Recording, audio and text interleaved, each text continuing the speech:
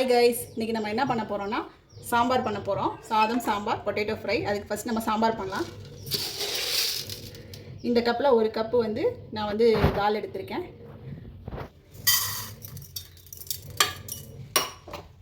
ஒரு கப்பில் தால் எடுத்துருக்கேன். எங்களுக்கு வந்து இந்த குவான்டிட்டி போதும், ஏன்னா நாங்கள் மதியம் மட்டும்தான் சாப்பிடுவோம்.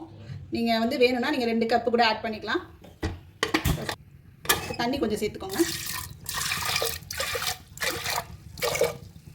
அந்த பருப்போட கொஞ்சம் நசுக்கி வச்ச பூண்டு, கொஞ்சம் மஞ்சள் பொடி போட்டுட்டு இந்த குக்கரை நல்லா மூடி வச்சுருங்க. ஒரு 4 விசில் வரட்டும். நம்ம பொட்டேட்டோ ஃப்ரை செய்ய போகிறோம். அதுக்கு பேபி பொட்டேட்டோ வாங்கி வச்சுக்கோங்க. அதை நல்லா வாஷ் பண்ணிட்டேன். நான் பண்ணிவிட்டு இந்த குக்கரில் போட்டு தண்ணி ஊற்றி வச்சாச்சு. இது ஒரு விசில் விட்டால் போதும்.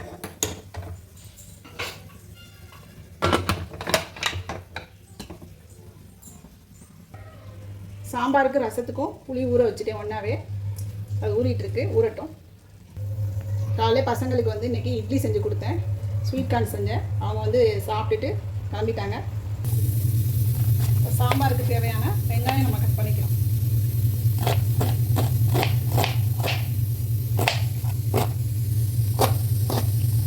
வெங்காயம் நல்லா கொஞ்சம் பொடி கட் பண்ணிக்கிறோம். சின்ன வெங்காயம் போட்டால் நல்லாயிருக்கும். நம்ம சின்ன வெங்காயம் போடுவேன், காரக்குழம்புக்கு மட்டும்தான் போடுவேன்.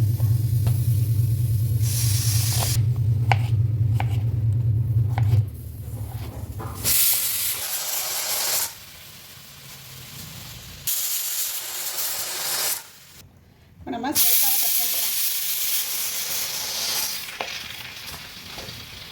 சுரக்காய் ரொம்ப நல்லது உடம்புக்கு. இது வந்து நீர்க்காய். அப்படியே வாரத்துக்கு ஒரு 2 நாள் நீங்கள் எடுத்துக்கிட்டிங்கன்னா உடம்புக்கு ரொம்பவே நல்லது. அதை நல்லா க்யூபாக கட் பண்ணிக்கோங்க. ஸ்டவ் பற்ற வச்சாச்சு. நம்ம இன்னொரு சட்டி கடாயை வச்சிடலாம். இன்னொரு இடத்துல வச்சுட்டு கடலை எண்ணெய் ஊற்றிக்கலாம். காஞ்சிச்சு. கடுகு போட்டுக்கலாம். கடுகு, உளுந்து, அதில் கொஞ்சம் ஜீரகம் போட்டுக்கலாம். வெங்காயம்,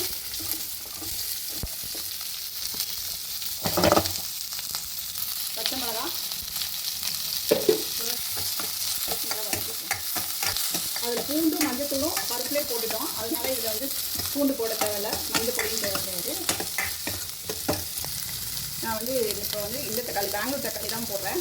அதில் வந்து சின்ன தக்காளி 2. இது வந்து நாட்டு தக்காளி அவ்வளோ கிடைக்காது பெங்களூரில். பெங்களூர் தக்காளி தான் வந்து நிறைய கிடைக்கும். இப்போ இதை நறுக்கி வச்சா சுரக்காய் எடுத்து இதில் போட்டுக்கலாம்.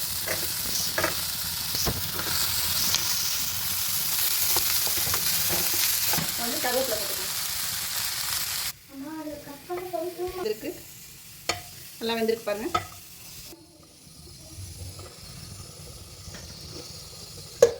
நம்ம வந்து காயெல்லாம் வதக்கி வச்ச காயெல்லாம் இதில் ஆட் பண்ணிக்கலாம்.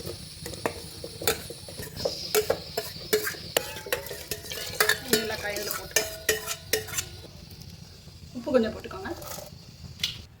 சாம்பார் பவுடர் 1 ஸ்பூன் நல்லா கிண்டி விட்டுக்கோங்க. கொஞ்சம் கொரியாண்டர் லீவ்ஸ் போட்டுக்கோங்க. நல்லா கிண்டி கிண்டிக்கோங்க. இப்போ அவ்வளோதான், க்ளோஸ் பண்ணிடலாம். ஒரு விசில் விட்டால் போதும், நல்லா வெந்துடும். பொட்டேட்டோ எப்படி வெந்திருக்கான்னு பார்க்கலாம். நல்லா இப்போ நம்ம பொட்டேட்டோ ஃப்ரை பண்ண போகிறோம். கட்டி காஞ்சிச்சு. நல்லா எண்ணெய் ஊற்றிக்கலாம். கடுகு நம்ம போட்டுக்கலாம்.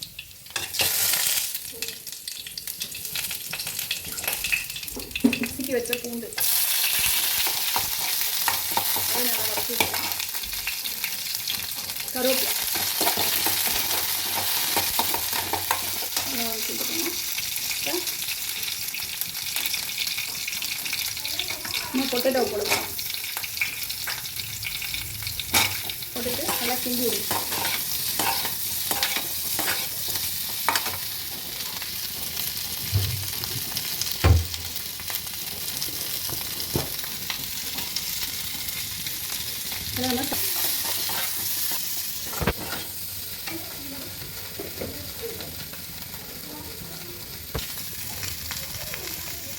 கொஞ்சம் மஞ்சள் பொடி,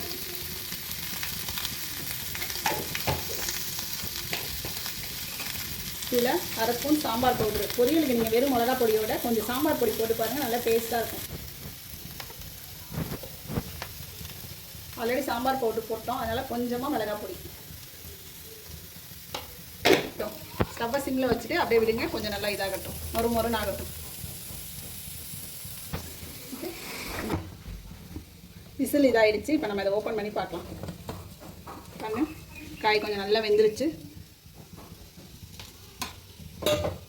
இப்போ இதில் வந்து கொஞ்சமாக புளி, நிறையா ஊற்ற வேணாம், கொஞ்சம் ஊற்றிட்டு இப்போ வந்து சிம்மில் வச்சுக்கலாம். கொஞ்சம் புளி ஊற்றிட்டு ஸ்டவ்வை சிம்மில் வச்சுட்டோன்னா ஒரு 2 மினிட்ஸ் கொதிக்கும், நம்ம நிப்பாட்டிடலாம். கொதிச்சிருச்சு, ஸ்டவ் ஆஃப் பண்ணிடலாம்.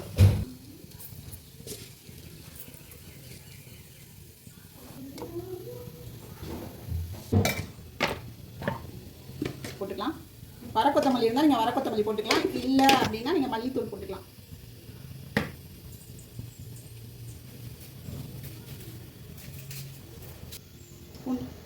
பூண்டு போட்டாச்சு, அதை மூடி வச்சு அரைச்சிடலாம். தாளிச்சிடலாம். இப்போ கொஞ்சம் எண்ணெய் ஊற்றிக்கலாம். கொஞ்சம் கடலெண்ணெய் ஊற்றியாச்சு.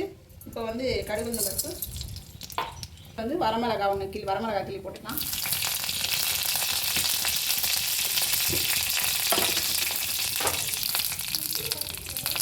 மிக்சியில் அரைச்சி வச்ச மசாலா போடுவாங்க. தக்காளி மசிச்சும் போடலாம், மிக்சியில் போட்டு அரைச்சும் போட்டுக்கலாம். இதில் கொஞ்சம் மஞ்சள் பொடி போட்டுக்கலாம், உப்பு போட்டுக்கலாம் 2 ஸ்பூனு, அதில் கொஞ்சம் கருவேப்பிலை,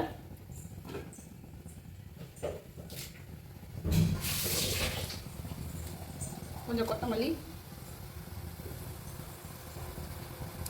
பெருங்காயம் கொஞ்சம். இப்போ நல்லா கொதிச்சு வருது. இப்போ நம்ம கரைச்சி வச்ச புளியை எடுத்து இதில் ஊற்றிடலாம். புளியை வந்து நம்ம அரைச்சிடலாம். இப்போ வந்து சாதத்துக்கு குக்கரில் வந்து எல்லாம் போட்டு வச்சாச்சு.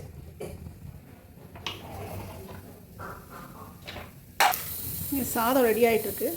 நம்ம இங்கே வத்தல் பொரிச்சிக்கலாம்.